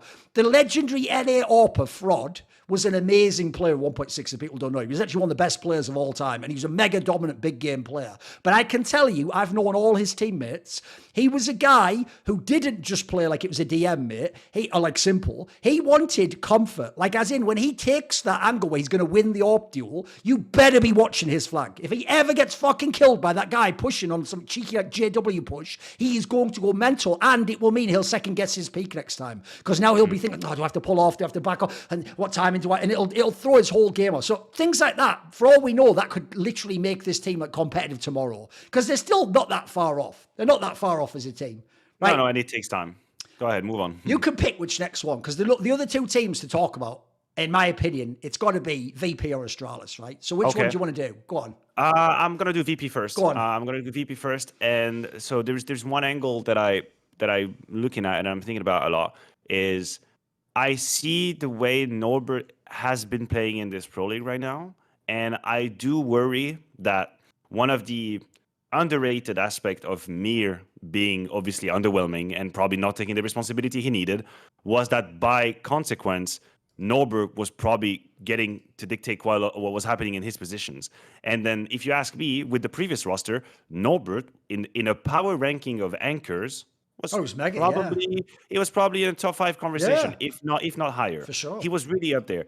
So now I do wonder for him individually if Electronic coming in, and Electronic is not a silent guy. Like, Electronic has ideas on how he wants to play the game, and he basically, whenever he gives you communication live in game, he makes you feel that if you don't, he is about to murder you. Like, you better give him the flash when he needs to. He has an incredible authority. Sure. Like the gravitas and the authority of Electronic when he's playing, it is absolutely mental. I don't even know if I could ever play with someone like that. I'm sure some people have, the Navis of old, they were winning and that was fine with them.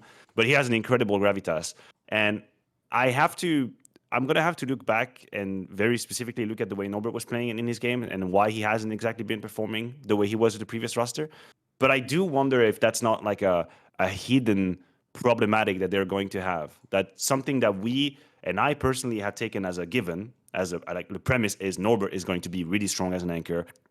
And if that wasn't also sort of a consequence, a byproduct of having Mir, and now that Electronic is here, Norbert is going to take a while to adapt. That, to me, that's like the one thing that really shocked me when I watched VP play.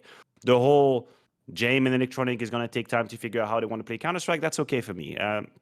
It's not cause for alarm. I'm not alarmed now. Absolutely not. But that immediate drop in Norbert's performance, that worries me a little bit, and I wonder where it's going to go in the next few weeks and months. Okay, I love this because actually the VP one's another one that has so much you can go into. There's so much nuance and it's so fresh. But as usual, people are just doing like really simplistic narratives. Like either when they signed Electronic, you were like, holy fuck, this is like going to be the best team in the world. Because look, if you look at the names on paper, it should be like Team Spirit. Maybe you can just win the first event. Fuck it, maybe you can just be number one. Like, you've got all these amazing names on paper. Like, the hypothetical's crazy. But then when people see them play in Pro League, they're like, nah, fucking it's over. Like, and then obviously the weird thing is why the Norbert one's a really disturbing angle. When they signed Electronic, look, if you ever go and read the interview with the guy who's the CEO, when he said like they have unlimited, sort of like ambitions on the transfer market, they did actually and he did actually suggest he meant in the future though. He meant like this line, like going to give this lineup a chance. He didn't mean like we're going to replace Norbert tomorrow. What people took that from was in the report saying they were bringing in Electronic, it said they considered either Mir or Norbert, I think was what they said in that report initially. So that part is a mild concern because look, anytime you hear that even publicly it's hinted like maybe we're going to cut this guy and then his performance drops off a cliff. You've been in enough teams, mate. Like you've just destroyed the guy's morale. You're making him think literally. Whereas before it was like, hey, I'm just Norbert. Wow, I'm like overperforming. This is dope. Like I actually don't have expectations. Now it's like if I do bad, they're going to replace me and they've just said they have unlimited money. Like that's scary. Like that's the sort of thing you don't want to put on the guy who's like overperforming, So there's that angle. But also, the other problem I have with this is it's why I've always said this when they made this lineup change. I put a lot of my focus onto Jame in this lineup because the problem I've always had is I think Jame had the craziest narrative glow up I've ever seen from winning a major of an in-game leader, mate. Because before that, 80% of the scene hated this guy as an IGL. They were like, I hate his style of play. It doesn't look good. It ruins games. Remember, you called it anti-Counter-Strike. Mm-hmm. And even worse, until the major, you don't win big events. All you do, famously, I used to say it this way, all Jame would do is it's like, right, if you're one of the top 5 teams, like put the names in a hat, pick a name out. Unlucky, you're just going to lose to VP in a 3-map, 16-14 map game. Your tournament's ruined, but don't worry, VP's not going to go and win the tournament either. Like all they've done is ruin your tournament. And the worst thing is when you're like a Vitality or someone or G2, they're then going to go in the next round and lose to a worse team. Like lose to some other fucker that you could have beaten. And that's why if you're the pro player, you mouth because you're like this motherfucker. But here's the problem. Because he won that major, and there's a reason, Maniac, in one of my new Substack articles that's for the paid people, I cite outsiders winning as one of the fluke major wins, in my opinion. It's because if you ever look at their numbers, not only were James' numbers way higher than they ever are, but at that tournament, all 3 big names in that team, the big stars at the time, all fragged out. Him, Flit, and Fame all went mental, mate. They all had a globe all at the same time. So my problem is this. I think James' style historically, I will say they changed it a little bit. They're certainly not as passive as they used to be. But my problem is his calling style. People used to think it was just because he didn't have any talent. Remember, back in the Vanguard, it was basically Jim. He was the main guy.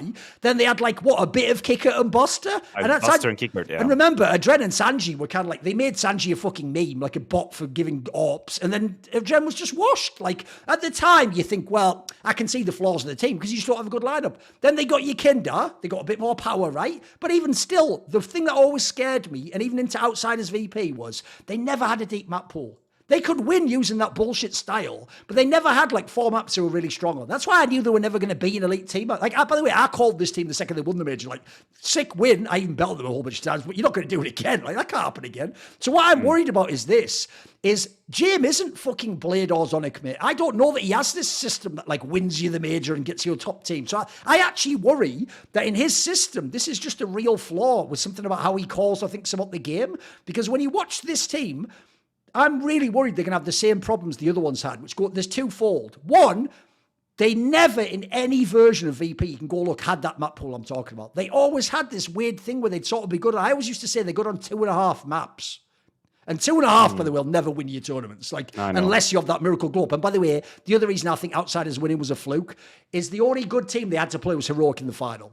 Everyone else, they got the craziest draw ever. All the favourites went out to nobodies, like fucking Fizzle and the Bad News Eagles. Vitality just bombing out, Ents just shit. You know what I mean? They just cruised through that. So the problem I have is this, it's twofold. One, now that you have the players, that map pool has to get really good now, because I actually do think when fans criticise lower teams for having a bad map pool, it's bro, if you don't have the stars, how can you do it? You can work on the map all day long, but there are certain maps where key positions have to frag, certain CT roles have to hold the site. If you can't do that, you'll never win that map.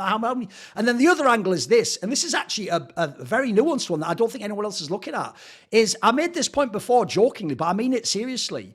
When you add in electronic, my fear as well is this about the James system, is does it actually work with a lot of fragging? Because it doesn't look like a super open system where people do what they want, right? I think that's actually why people like May struggled. So the problem is we've had this story before. It's like Cloud9 when they added players and we all kept saying they're almost there, and then they never were there. They were just edging us the whole time. In VP, they've added more skill a load of times, guys. They added Yakinda. It didn't make them go to 4 maps amazing. They added fucking Flit. It made them a bit better, but it didn't put them over the top. They added Chiron. Dude, everyone forgets that. When they cut Norbert and added Chiron, we all thought, bro, the firepower now. Imagine if... And Chiron was gone within a few months. They brought fucking Norbert back. So now they've added this guy. Well, I'll tell you the first person that's already struggled from Electronic coming. Fame isn't a fucking top player now. He's just dropped off a cliff. So I wonder in this team, this isn't FaZe Clan, mate. You're not just going to have people pop off all the time. They've got the players, I'll give you that. The players look sick on paper, but you know this, the difference between on paper and in the server can be a world of difference, right? I know. I just bounce back quickly on the Fame point. No, do it all, mate. Unfortunately, I think it's been a long time coming now, and I think that the adjustments that Fame had to go through in order to accommodate Mir really, really weighed him down. It really weighed him down. Right. Fame is a player that had to suddenly become the secondary anchors in positions, whereas it's pretty clear and. There is a little bit of the Arcadia profile narrative to it too. He's a player that is comfortable when he gets to fight, when he gets to run, when he gets to be in your face. This is where Fame is going to shine. His standing around, patience, CT style is still something he has to work on. And unfortunately, I think he paid a heavy price when Mir was accommodated. And I hope it's going to get better now with Electronic. Not that he gets better positions, but hopefully he finds himself in better situations. So Fame, unfortunately, hasn't been the Fame that won Rio in a long time. It's just a faded image from that. Now, to talk about just the play style of Jame and how VP have added skill time and time again, it hasn't worked out. I think the difference is when you bring in Electronic, you have to consider what he can bring to the table in terms of philosophy of Counter-Strike. It would be the silliest thing to pick up Electronic and to just use him as a skill upgrade of Mir. I think you would be missing out on his approach of the game. And I don't really think that it is drastically different for VP in the sense that people are forgetting that Na'Vi used to be gods of late round. And by late round, I mean sub 20 seconds, like sub 25 seconds. They would be the absolute gods of like attacking the A side of Mirage with 26 seconds left from apps and ramp and still winning the round anyway. So they were extremely good at it. But I do think that the Na'Vi system had way more sort of contextual individual plays around the map, and then that would put them in a position where they can then close around in a 5v4 and a 4v3. And this is something that I think Electronic has to bring to VP. Like the VP right now is still too gimmicky. Like they are very niche playstyle that sometimes work, and obviously they're extremely good at managing the money, and in some of the passive gambles that they have, they will suddenly pull a rabbit out of the hat and win a round that is impossible. Cool. Yeah, I get that. I acknowledge that. But there are still flaws in the way they play the game if you compare to a FaZe, if you compare to a Vitality, even if you compare to G2 to an extent. I really hope that Electronic can help with that. And again, it's not going to be a today to tomorrow type situation. I think it has to be like an open conversation that's going to take place over weeks. But surely if you are Jame, you cannot imagine that Electronic is going to put on the VP jersey and just execute everything you say and never come in with a feedback or an idea. I think this would be a tremendous missed opportunity to not use Electronic and his ideas about the game and his philosophy about the game. And I don't imagine that it could have... I mean, just on paper, sure, they could have popped off at Pro League. And they can still pop off. They are not... As we're recording this podcast, they're about to play today to be in the playoffs. So maybe when this comes out, they've actually won their game and they're actually in the playoffs and the conversation continues. The first signs haven't been as exciting as we made it out or wanted them to be. But it's way too early for me to lose faith.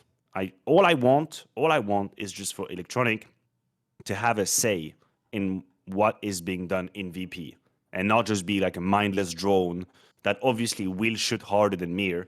But if they approach it like this, I think it would be a shame. Okay. I think that's a pretty good VP discussion. We got a lot of nuance out of that. Let's do Astralis as the last one, because I think Astralis is a fun one, because obviously nobody had these expectations that they would be this good immediately. I mean, I'm pointing this out to people on other shows, but I feel like it goes missed. When we talk about that insane flaw of FaZe where they make all these finals, right? Guys, they've now won 2 LAN series against FaZe in their first 2 events. Like, teams don't do that unless they're like Vitality, by the way. Like, that just doesn't happen. So already, that combined with like some of the numbers, yeah, it is incredibly exciting. But this is where I think we can have a fun discussion on this, because obviously right now the stock's just going up, right? But if you're an analyst, there are still some holes you can poke. Like, the first one is an obvious one to me, which is, mate... Right, I said on a past episode, the reason I was skeptical device should be the IGL is because you won't be able to do device numbers and be the IGL. Now look, so far he's doing it. And you know what? Actually, he's the one player I'll maybe give credit. If anyone was going to redefine Counter-Strike, I think he already did it as an AWPer, by the way, in CSGO. Maybe he can do it as an IGL. Maybe he can be like a better version of KD and be a good IGL and frag, but even better fragger, right? The difference is the whole team is so over-fragging right now that like... Guys, they really will have to be the best team in the world if they're this good. Like, that seems like it cannot hold to me. Like, some of those players, that's honeymoon shit right there. You know the honeymoon period. Like, it exists. And when you go and look, here's another angle that I think people are really missing, is because they've played 1.5 events, they haven't even played enough series yet, Maniac, to play 6 maps. So at the moment, right, they perma Anubis, but they've never played Mirage.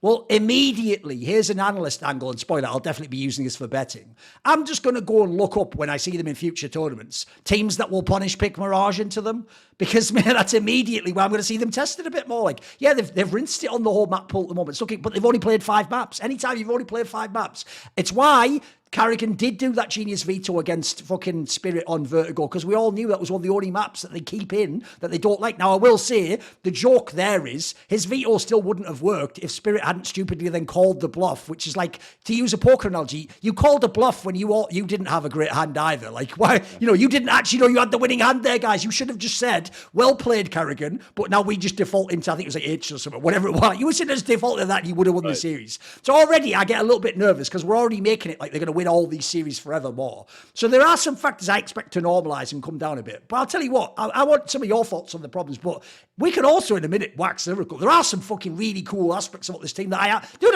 I was like, I wanted to be a hater and be like, the Astralis Orgs fucked it up. What did they do with Blame F? He was guaranteed frags. Device, you probably ruined your career. Who the fuck is Bro? I was ready for all these angles, but mate, if you're actually good, I've got to give it up. There's actually a lot of very positive. I'm actually a fan of this team now. I actually like watching them play. So, what do you think about some of the holes I'm trying to poke in? What do you have any questions about Astralis? Oh, okay. So you want me to attack the negatives or the doubts, the zones of doubts? I can do that definitely. I think number one on the list is Device's performance in the games where like plus 1% or minus 1% make a whole difference and you win or lose.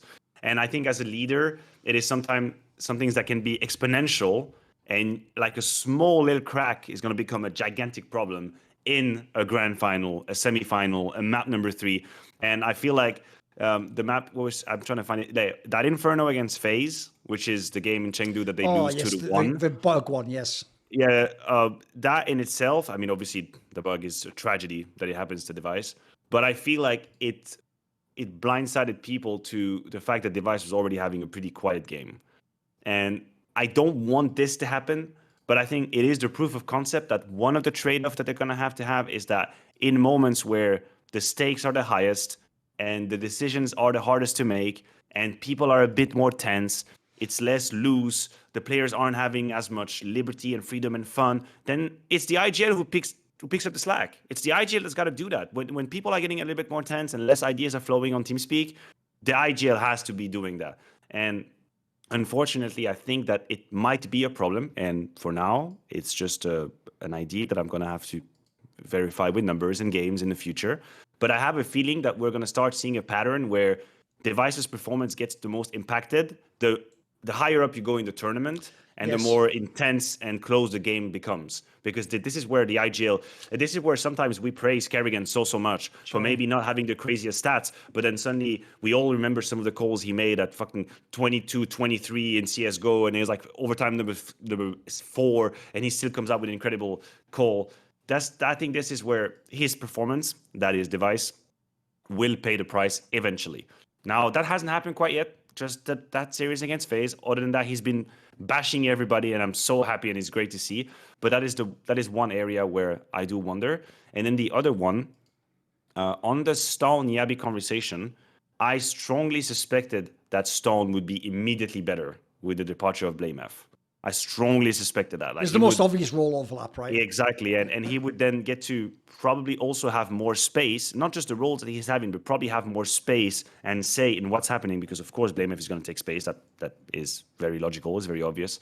But Stone was going to benefit immensely from suddenly this sort of oxygen that he's getting, the roles that he want to have. So that his performance now in Astralis is great to see. It was relatively predictable for me. What I didn't see is the Yabi immediate phoenix rising from the ashes, one of the most disappointing player in the Astralis jersey when he joined, and now suddenly he's shooting headshots everywhere. Like he's got I think on LAN, ever since this roster came together, I had the page open, he's got 1.25 rating, and that's on 14 maps. That's 14 maps. Yeah.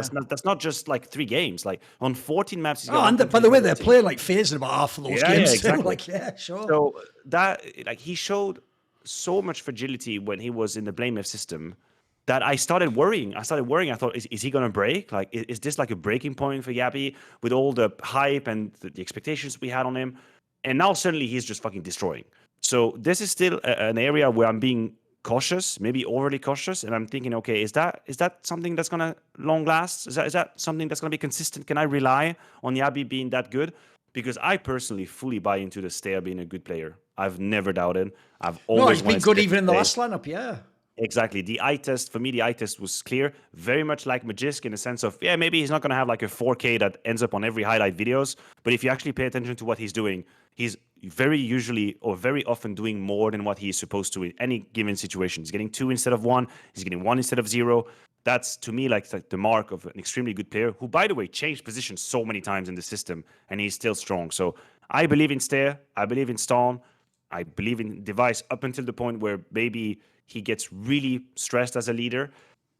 Bro, honestly, I thought was a clever signing because in Monte he was doing pretty great and nobody was giving him any good role. Like he was like he had nothing. He was given nothing to play with. He was kicking rocks in like the shittiest positions there is in Counter-Strike, and he was still good. And he keeps on delivering. But yeah, Device and Yabi. Like these are like Device in late playoff situations and Yabi overall. These are my two question marks that I wonder if or rather what the future looks like for that. Here's the area where fans use interviews in a way that I think stupid. They use interviews like it's a court testimony and the guy has to tell the truth. And so whatever someone says in an interview, you probably get this all the time. Like we'll make like a speculation of some read, or maybe we even heard behind the scenes something. But then because in the interview, the coach of the IGL just like maybe lies or suggests something otherwise. Fans are like, no, you are wrong. In an interview, he said that's not what's that. Like the famous example, by the way, is Taz going, it was my veto at the major. I've heard from behind the scenes, it wasn't his. He just did that to tank the aggro. So a fan's going to think I'm like, you're lying, and say, I'm not. I just happen to know things that he won't say, right? But the one area as an analyst you can use interviews is it's really interesting as a peek into the psychology of in-game leaders and coaches. And so just like I said that thing about Device earlier that gave me sort of an idea about Zonic, Device himself early on made a comment in an interview, which I think is very telling for why Stown is way better. Because as you said, because Blame F was the in-game leader in the previous team. Remember guys, Device wasn't. We're not just changing a 1-for-1 here. Device now becomes the IGL, right? Device immediately in an interview said that something like that they wanted Stown to be like more of a voice and a secondary caller, right? Now that is very interesting because if you're a player who's a Blame F-esque player, you're in that sort of a lurk spot, right? You know this, the lurker in an ideal world often is the secondary caller because he's on a different part of the map. He's playing on different timings. By the way, he also needs to coordinate what he's going to do with the lurk, with when the entry pack goes in, for example, or what the AWP's doing. Like, if the reason why back in the day, if people don't know, I always thought the Happy style was a bit inappropriate and based on too much fragging when he went to his extreme, is because now you've got the IGL away from everyone, and instead of a secondary call, you're making the primary call, right? I think Stown's problem before is Blame F was the IGL, had a bunch of his roles, and so Stown not only didn't have his spots, but he didn't have agency. Like, he couldn't call anything for himself. Now, he actually has a way of basically sort of updating the rest of his team, and Device, crucially, on what he's doing. And so I think already you see it's way better. Now, look, we're not at that point yet, so we won't worry. But obviously the one angle you worry about, like Chengdu, is put him on a stage, have all the lights in his face, and then say, it's down, time to be that top 20 player. That's where he historically has had his problems. But that's by the by, because right now in group stages, he is cooking, and they are cooking. The Yabi one's also very interesting, mate, because when he first joined Heroic, people are forgetting, like, the order of the narratives. He didn't join Heroic as a big-name player. Remember, everyone kept saying, that's just a side grid to refresh. That's what we all said, because he wasn't some, like, superstar in Copenhagen Flames, guys. He was, like, an all-right player. But suddenly he just leveled up immediately in Heroic. By the way, a tactical team with a system, who fit him in, give him some edge. And if you remember, the things he was mega at is now what he's mega at in Astralis. He was really good on T-side as like an entry player, could break a site open because he has that crispy, it's insta-headshot aim. And then famously, what made him dope was winning all those clutches. He's doing literally both things right now, guys. This is why I have to give mad props to Device. And you know what? I'll just shade it in X, to be fair. I did it was on it earlier. Rogger's joined as well. Rogger's not some fucking nobody off the street, guys. He's been in loads of teams. He just often worked with lesser talents. So if you look, Device and Rogger have done a great job because they got their two biggest signings, Stown and Yabi, that everyone was laughing at. Cut them after you spent like $2 million.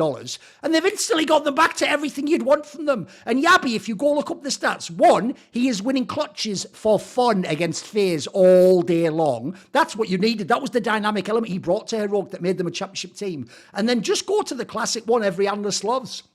Go to this lineup, go to opening kills, T-side. Here's the stat. So they played 14 maps. He attempts 25.4 opening attempts and wins 52.9% of them. Good. Right? That is immediate. Now you can see, by the way, that combined with Device is why their T-side is fucking bonkers right now. And they are for real slapping like good teams. Now, the obvious question is, let's see them in the playoffs. But like I said, mate, this isn't just like people just popping off. Like, there is a system here. Like, I have to say, I've got it. I didn't know if Device could make the transition from like smartest star player to like IGL. Look, it's early days, but it's looking fucking promising. I never had this on my docket. I was sort of ready to tell him, bro, you already had your lane. You were the best sniper and up. Why are you doing this? So I agree with you. You can't expect him to post the numbers he has now. I mean, maybe at all, but definitely not in like finals of big lands. That's just not plausible. But there's a reason to enjoy watching this team. I find this team fun to watch again. I can put all that narrative baggage away and just enjoy what they do in the server. It's a fucking good team. In fact, it's a very good team.